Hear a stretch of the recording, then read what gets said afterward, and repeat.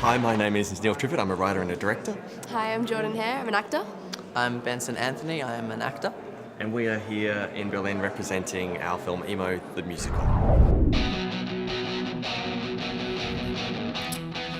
This song doesn't have a name because I'm not into labels. I don't even care if you like it. You think you're so awesome. Nobody's as cool as you. You're gonna impregnate everyone, men and women too. But don't call me when all the child support is due. 'Cause I don't wanna be in your stupid band.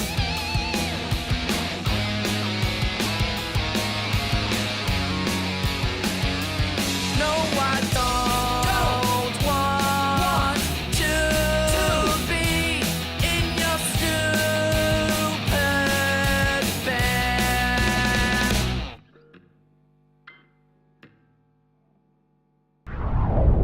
Hello, nice to have you here. Neil, Jordan, and Benson, the director and the main actors of the great movie EMO the Musical.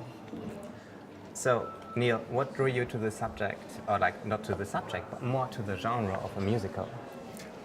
I do like musicals, but what I really love is high school films. So I like films like Easy A and I like Mean Girls, and the chance to kind of add a musical element to it just felt really fun. Like the idea was to trap an emo inside a musical, because emos wouldn't like to be inside musicals, so the idea kind of grew from that, and it exploded into something a lot more about holy war and tolerance and getting on with each other.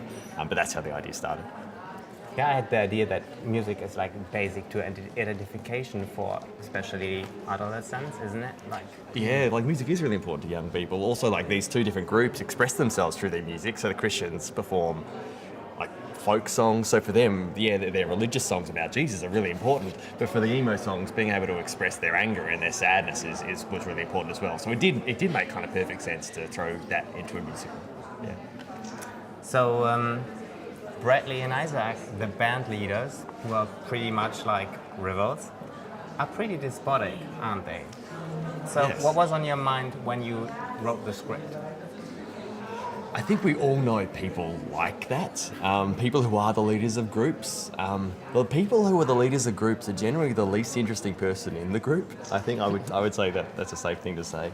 But they're people who refuse to change. They've got this belief. Bradley is determined emos are a certain way, and he will refuse to look outside of that. And the same with Isaac as well. And what's really interesting is the things that they think can't change are completely opposite. So Bradley has all these opinions about sexuality and sex and how you should express your emotions, whereas Isaac's personality is really wanting to share happiness and really, of course, wanting to share Jesus with people. And he has a very different view of sexuality as well, which is very stringent and doesn't necessarily fit any of the people who are in his group, but that is what he believes and what he thinks others should do. So it's the school, the high school, is a place of bigotry, isn't it? They're always hiding something. One girl is pregnant, you fall in love with Trinity, and Trinity does as well. I had the idea that you, Trinity, fell on first sight in love with him, and it was more easy for you as a character, as the figure Trinity, to express this emotion. Would you agree? Yeah, I would definitely agree. And also, when she first sees him, he's standing by a Christian locker, and so she immediately thinks he's like her, and so she thinks this will be easy. I'll talk to him. But even after she finds out he's not like her, I think she is still the more open person, and she'll try and make it work. So yeah, I definitely agree with that. But she's always trying to convince him to convert. She wants to baptize him, for example. She's giving him the Bible, what she got from her parents. So Yeah. what's this kind of? Why did you understand it? Like why did she try to convince him to become a Christian, and not so much an emo? Yeah. So this This is quite rewarding, isn't it? Yeah, it's part of her character journey as well, because at the start she thinks the only way that she can be with this guy is if she converts him, she makes him more like her, so it will be acceptable to everyone else. But throughout the course of the film, she learns that that he can absolutely be himself. She doesn't have to change him at all, and people should just stop worrying as much. And she realizes this is not the way to go.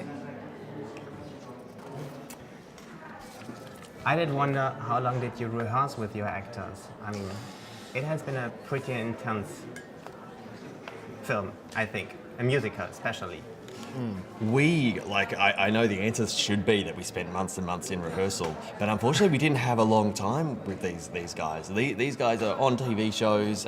It's a huge cast, so it's a cast of 10 lead characters, so we didn't get a lot of time with them. Yeah, it was tricky. I was only cast 2 weeks before we started shooting. Wow. So, and like you said, we have 8 or 9 other kind of main cast members who are located kind of all around the world, all Australian, but they live everywhere. So getting us all in the one room for rehearsals 2 weeks out from the start of shooting was really tricky. So we didn't spend kind of half as much time as we wanted to rehearsing, but when we did, it was intense, and we kind of got as much out as we can. And what Benson had to learn in those weeks was, there was a lot to cover. Yeah. So as well as kind of, learning every song, I had to learn to play guitar for the film, and, the character, which is so different Within to like myself. 2 weeks you need Yeah. Wow. It was a busy 2 weeks. It was a really busy 2 weeks. I had blisters all over my fingers and was, trying to get into the headspace of an emo and learning how to put on eyeliner. So it was intense, but fun.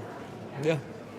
So you have been a quite young team, especially the cast, and you're a quite young director too. Yes. So were there like what was special for you shooting with such a young director, and vice versa? What has been like challenging for you to work with like very young actors? Do you guys want to go first? I think it was interesting because we were all in the process of learning the whole time. We were all discovering things on set. Put 18 to 25-year-old kids in a room for 2 months and tell them to make a movie. It's got to be really interesting. And, we all got along very well, and everyone's so lovely in the cast. But, I don't know how you did it, because he was the one who had to orchestrate everything happening. But, we were all just discovering kind of what we were doing and workshopping, so it was fun. I was secretly terrified because everyone was very nervous. Like, a lot of people had never made a movie before. Like some of the younger people, a lot of them had been on screen before, but this was their first feature credit.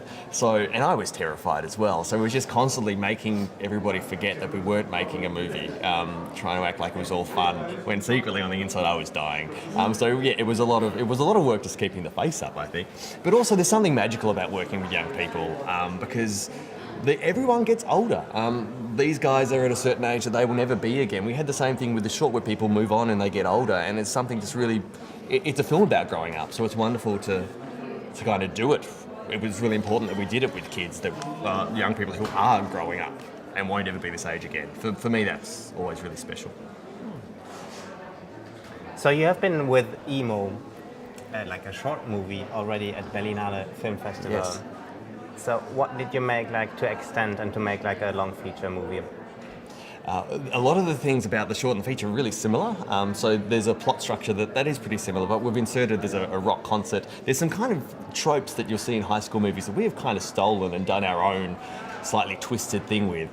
But the biggest thing we did was the universe in the short film is kind of odd. Or you've got a feeling that it's odd, but you don't get a chance to explore it. So in the feature film, we got to explore it.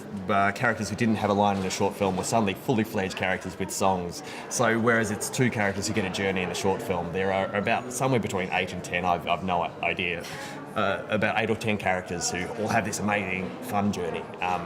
So for us, that was the main thing we wanted to focus on when we were fleshing it out and making it bigger. So, we need to cut this. We need to edit this. Oh, it changes now. Yeah, All trying right. to read your handwriting, like, oh. We can say whatever we like now. This is fun. What was the name again from the teacher? Mrs. Doyle, which is Mrs. played Doyle. by an actress called Bridie Carter. Okay. So there we go again. So we don't see actually like adults. Most of them, like a few teachers. Mrs. Doyle is one of them. Yes. So they are quite strange as well. I mean, everybody needs to be happy, and this is like the theme of the school. This school is a happy school. So how did you come up with that? We definitely didn't want many adults in the movie because it is kind of a strange metaphor for holy war, this film. And if you kind of add adult characters into that, you kind of go, well, where do they fit? Are they God? Are they the leaders? It was a little bit too complicated. So to keep the younger people with agency, it was important to remove the adults. But I kind of consider the teacher's storyline to belong with the younger characters rather than with the few adult characters. She has her own journey. There's this teacher who is working incredibly hard and holding a lot together in a school that is falling apart. I think schools all around the world, public schools, struggle to keep their funding. So this teacher is experiencing that. So she makes a really bad deal with a drug company, which is obsessed with being happy. And this woman has not experienced a lot of happiness in her life. So she's suddenly having to keep happy all the time and pretend that she's happy constantly just so she can keep this school running. And there's a point where she just can't keep being happy and she has to kind of confront her personal sadness. And I think that really fits in nicely with the emo storyline because emos are all about not having to be happy all the time. And I think that's the best thing about emos is they say relax, don't be happy, be sad a bit, that's fine. So the teacher's journey is saying sometimes drugs aren't the answer, sometimes they are.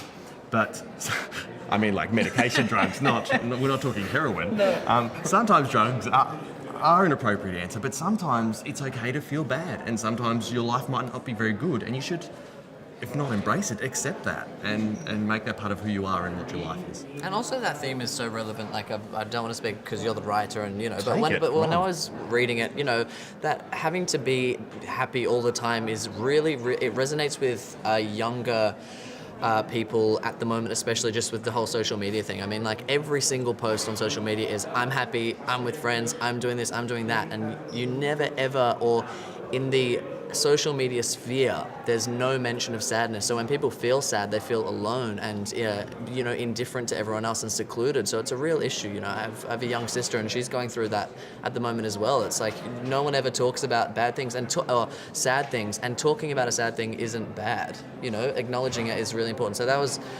one of the main reasons that attracted me to this film. Is it's like, oh great, maybe we can just make it a little easier for people to talk about, you know, not being okay, and that's okay, you know. Now you've got to start it. Like YouTube stars now, they're so aspirational and they're all like these beautiful, attractive people from California telling you can achieve your dreams, do whatever you like. It's like, of course you can if you live in California and look like that. Yeah, you know? and you can't. And it's time that we say, sometimes a lot of us, you know, statistically, some of us have to fail. And it's not a beautiful concept, but it's better that we deal with it earlier rather than later, and we work out how to either fix it or live with it. And it's, yeah. And by living with it, we just make it a bit funny, and that's what this movie is. it's a funny film because, to have a climactic kind of triumphant moment where someone claims their own depression is weird. Yeah. But, you know, we have fun with it in the movie. So are you working already on a next project, Neil? I am in early stages of development. This was a very heavy, busy project. I had to do a lot of jobs, so I'm starting to develop some new stuff. I'm working on a few different things, but the one I'm most excited by is a kids' horror film, which is, again, set inside a high school, but it's about a lie that goes dramatically wrong. But that's in early stages of development. I'll see how that goes. Thank you guys for coming. Thank you. Thank you.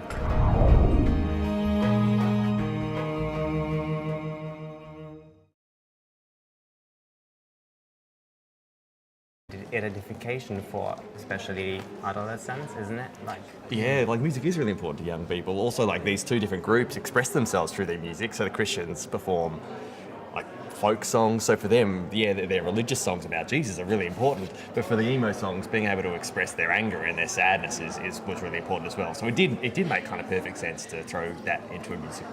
Yeah. So Bradley and Isaac, the band leaders, who are musical.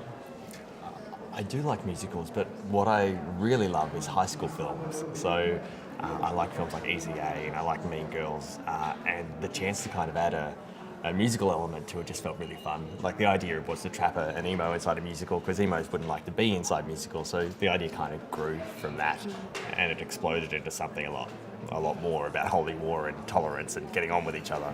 But that's how the idea started. Yeah, I had the idea that music is like basic to it. Nobody's as cool as you. You're gonna impregnate everyone, men and women too. But don't call me when all the child support is due, 'cause I don't wanna be in your stupid band.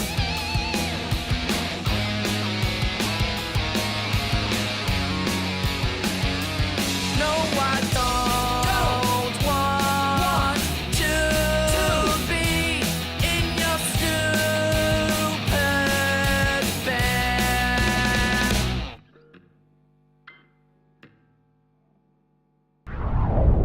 Hello, nice to have you here. Neil, Jordan, and Benson, the director and the main actors of the great movie EMO the Musical. So, Neil, what drew you to the subject, or like not to the subject, but more to the genre of a musical? Hi, my name is Neil Triffet. I'm a writer and a director. Hi, I'm Jordan Hare. I'm an actor. I'm Benson Anthony, I am an actor. And we are here in Berlin representing our film EMO the Musical. This song doesn't have a name because I'm not into labels. I don't even care if you like it. You think you're so awesome.